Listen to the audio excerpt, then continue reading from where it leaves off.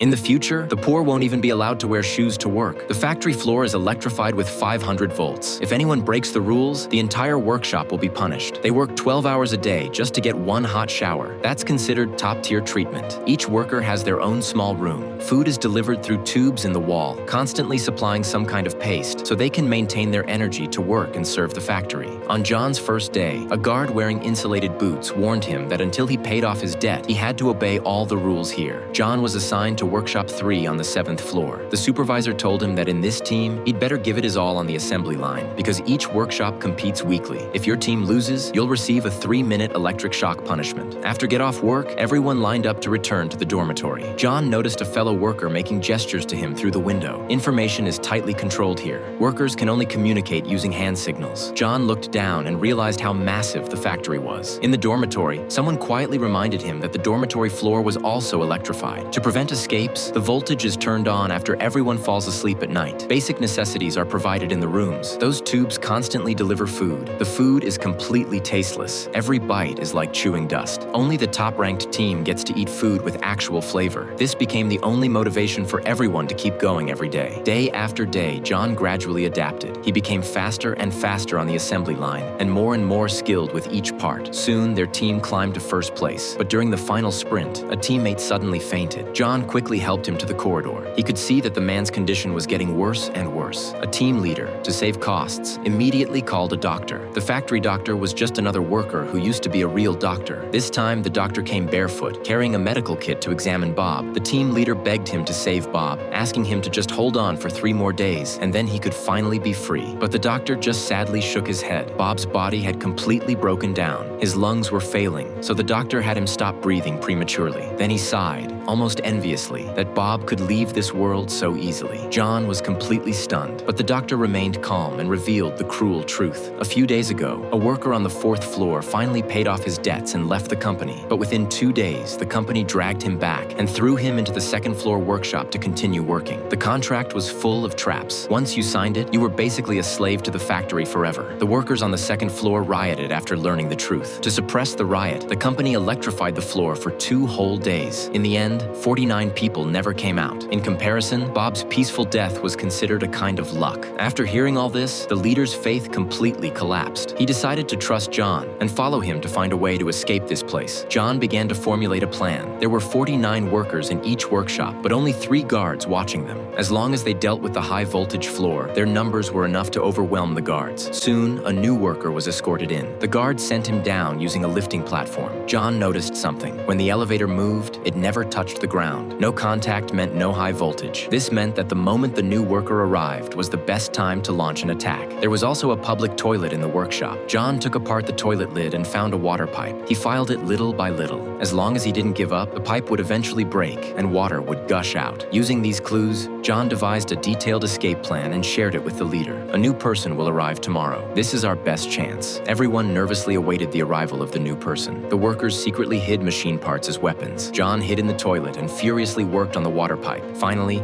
he pried open the water pipe with a wrench. Water gushed out, and the alarm immediately sounded. A guard escorted the new workers onto the platform. When they saw John soaking wet, they knew the first step had succeeded. The water quickly spread across the workshop floor. The second phase began. A worker pretended to fight to attract the guard's attention. The guard shouted at him to stop. At that moment, John rushed to the elevator and jammed it with the wrench. Another worker rushed forward, but his weight caused the platform to tip over. Fortunately, the new worker reacted quickly, knocking down one of the guards. The remaining guard on the platform fought back desperately. The workers grabbed metal parts and rushed forward, wielding their makeshift weapons. As the situation spiraled out of control, the guards called the security room, shouting for them to activate the high-voltage electricity. The leader ordered everyone to climb onto the workbenches. When the security guard pressed the switch, the waterlogged floor instantly short-circuited. John's plan had worked perfectly. Seeing this, the leader ordered a full-scale uprising. John rushed onto the platform, seizing a guard's weapon, clearing a path for the workers. The water continued to spread, even seeping into the workshops below. The other workers downstairs realized something big was happening. Soon upstairs, the workers stormed into the security room, seizing weapons. The control room sensed the approaching danger and ordered the main high-voltage electricity to be reactivated, hoping to eliminate all the workers at once. But it was too late. The leader pointed a gun at the manager's head, forcing him to shut down the system. The power station outside also lost power. The building was plunged into darkness. The backup power kicked in, but only provided lighting. From that moment on, no one was afraid of the high-voltage floor anymore. The leader picked up the microphone and broadcast to the entire factory, exposing the hidden traps in the contract. Following the rules would never bring freedom. The workers began shouting slogans and charging forward. The guards had already fled, hiding in the warehouse. In the chaos, the workers finally reached the main gate. Although the building stood above the vast ocean, they didn't hesitate, jumping directly into the water, because above the horizon, the blue sky and white clouds had already shown them the way home.